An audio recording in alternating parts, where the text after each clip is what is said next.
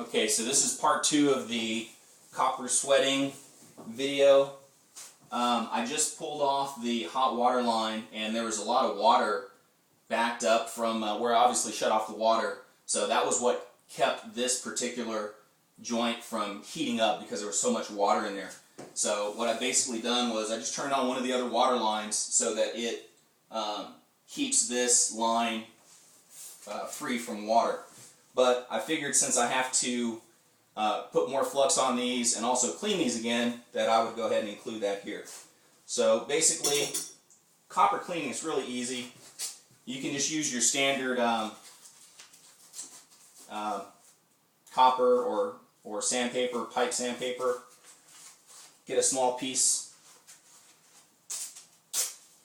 And these are already fairly clean, but you always want to make sure that your copper is very clean before you put the flux on and before you try and sweat it. So I'm just going to go over these again to make sure they're in best possible condition for sweating. And as you can see, I'm just going in a circle. It's not really hard to do. Maybe 30-45 seconds we'll get a piece nice and clean and ready. And again, all you're looking for is just to make sure there's no dirt and debris. You can kind of see the difference between this pipe that's just kind of oxidized and a freshly sanded piece on either end.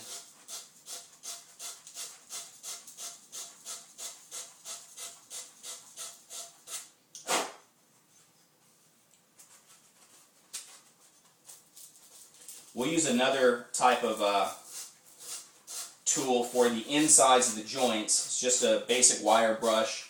And you're doing the same thing. You want to do that on both sides, both the inside and the outside of the joint. And then you're also going to apply the flux to both sides, again, so you get that nice suction action once you heat it up with the torch and start applying the solder.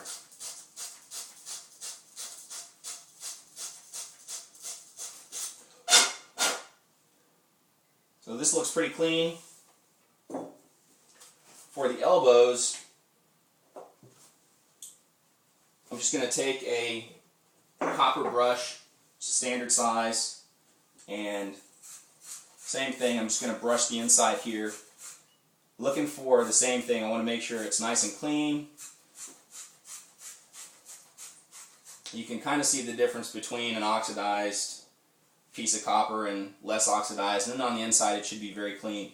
Again, that just helps the flux to adhere more easily, and then it gives a smoother path for the solder once you heat it up, because it's liquid, so you want it to flow very smoothly into the joint so you fill all the cracks.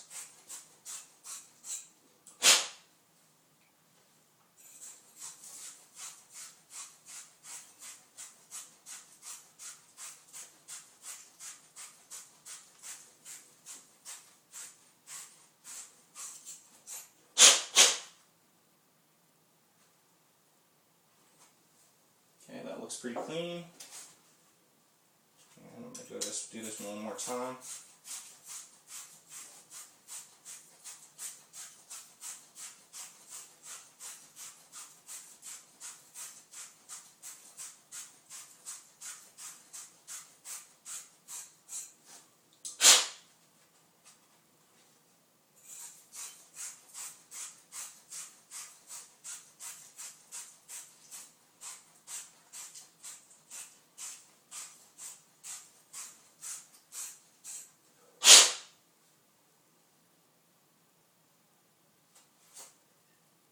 Okay, that one looks good. So next I'm going to apply the flux. This is your standard lead-free paste flux. And you'll also want to get a small brush. These usually come in small packs, so, and again, they're pretty cheap. It's really just painting the edge, making sure you cover everything. Again, this just helps the solder move into the joint once you heat it up. Notice I'm just doing the outside of this pipe, just the two contact surfaces where the solder is. I'm not going to do the inside because that's not where you want the solder going, and the joint's also not going to let it go there. Doesn't take a lot. You just want to coat the exterior here.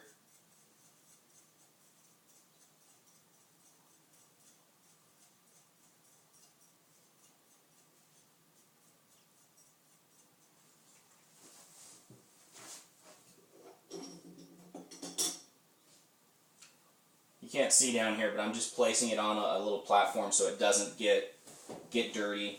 Again, once you get the flux on there, you want to try and keep it nice and clean. Same thing for our elbows. Just going to put it right in here.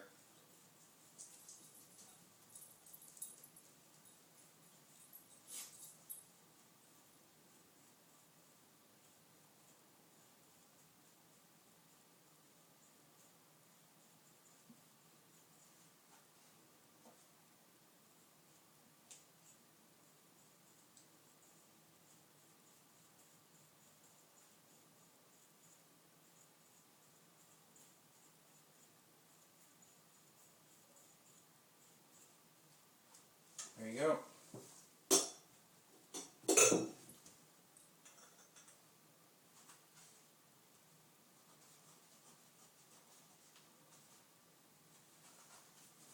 So this is my one joint. I'm going to put some more flux on this one too. Actually, I might even sand it down a little bit more just to make sure it's nice and clean.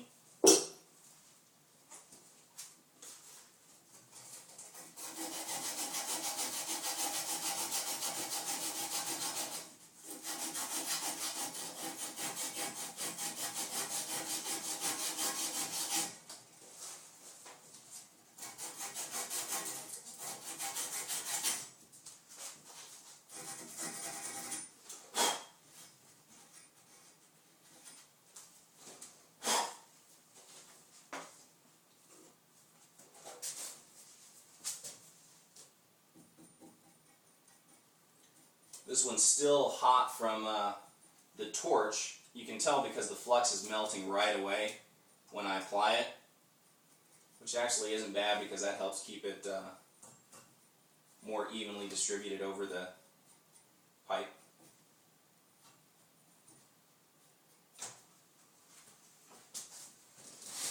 Okay, I'm going to clean this other end of copper.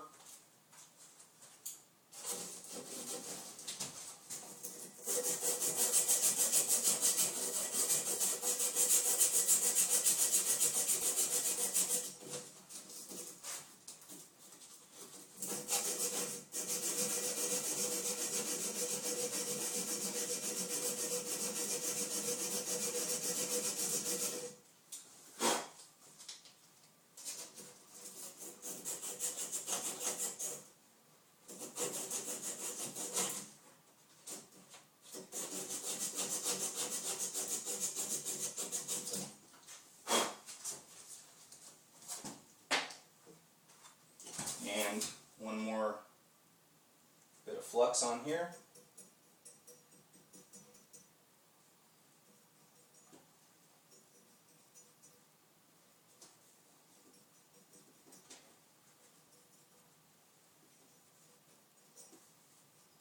Once I get these put into place, I'm going to try and heat them up as quickly as possible. I opened another line, so there shouldn't be any water building up. It doesn't look like it's been dripping at all, so that's a good sign. But heating it up could bring some of the water back in and stop the solder from melting.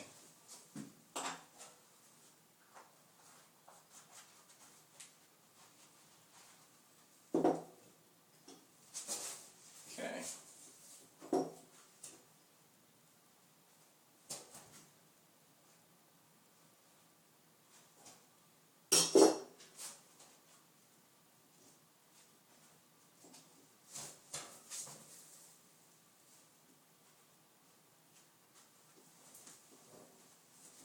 Just going to put a little more flux on this one.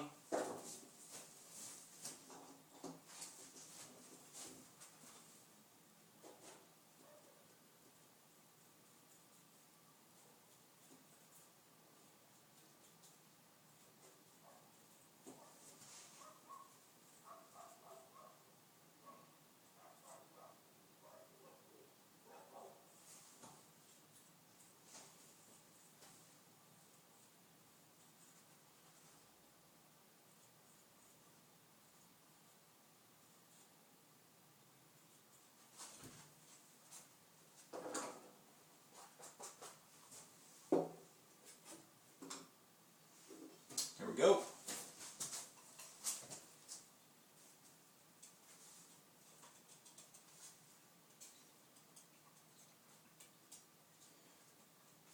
particular joint is at an awkward angle, so I'm going to have to hold it in place for the very last soldering bit. So I'm going to try and do this one first so it's not, I don't have to hold it as long as doing both. We'll see. Obviously want to make sure these pipes are as close together as they can.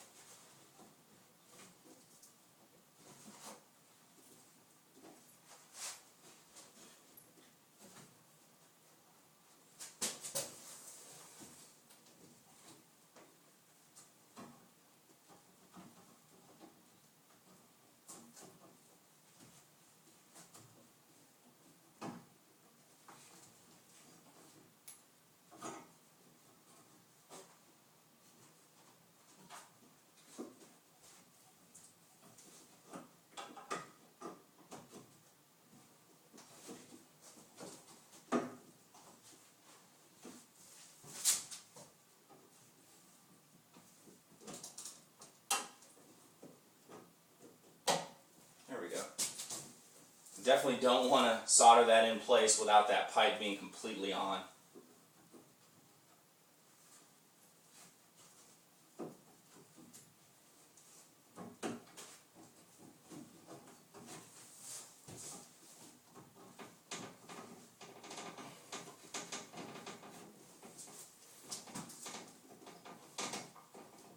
Okay, I think I've got them nice and snug. And we'll just start the torch up again. I think we've got plenty of solder for these last 4 joints, but just in case, keep this one handy.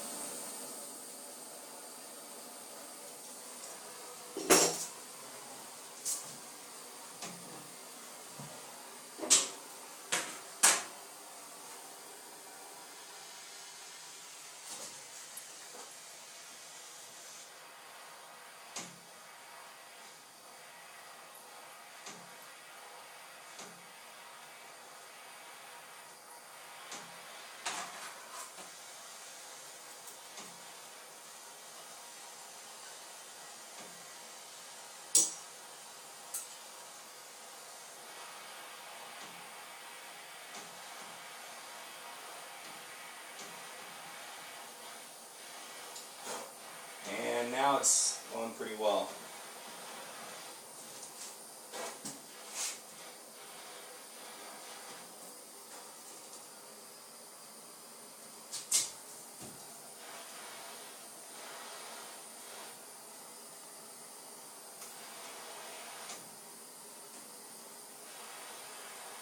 Again, just working the solder back and forth over the joint, occasionally reapplying heat until it gets saturated with solder.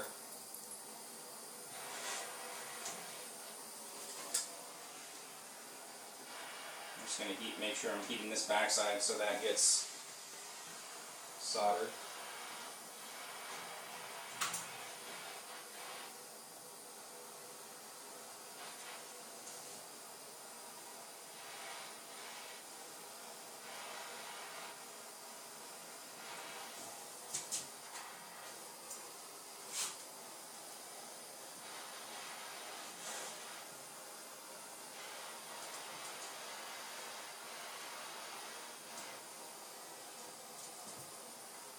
Again, just trying to make sure I get around the entire perimeter.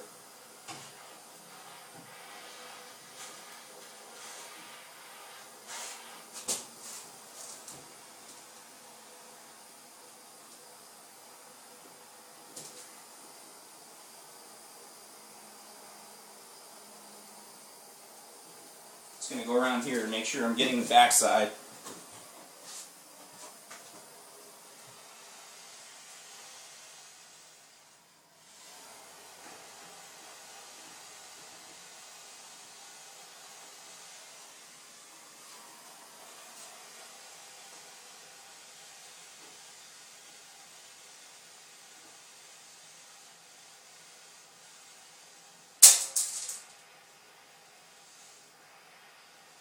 Okay, that drop forming is a pretty good indication that it's completely full.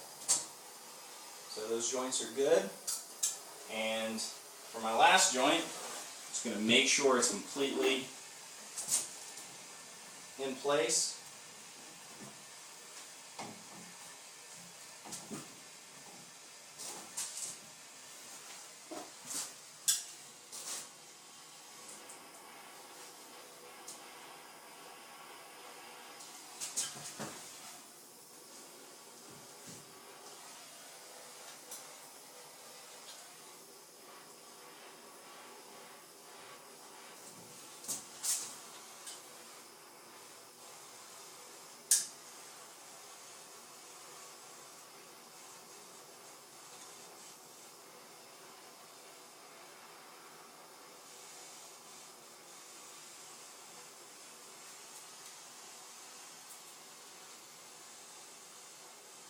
And now it's starting to go. There we go.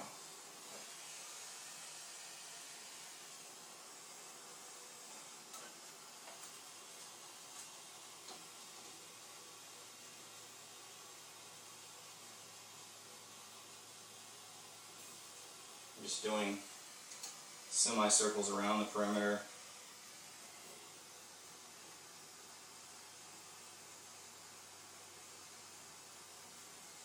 It's actually fun once you get it going. You got to make sure you're applying enough heat, you're moving the solder around, looking at the joint. It actually takes a little bit of coordination.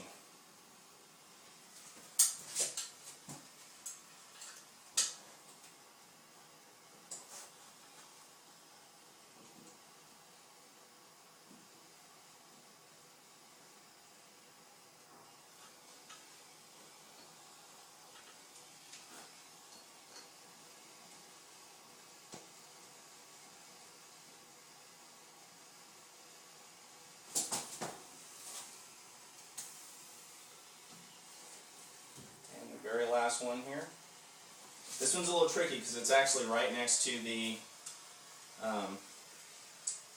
galvanized to copper coupling. So I don't want to get too much on the galvanized, but I need to make sure I fill in all the gaps.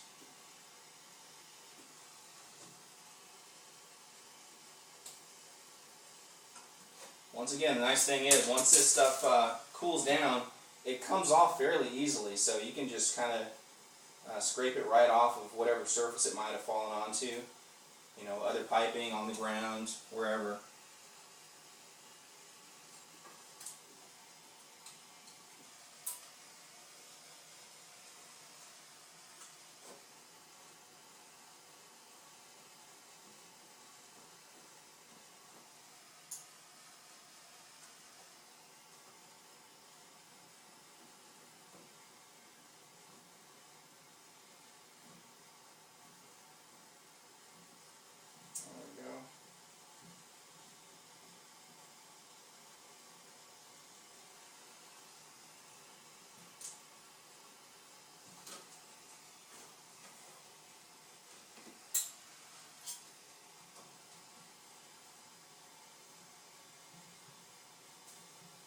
Once again, it looks like it is taking all the solder it can, starting to come out of the end.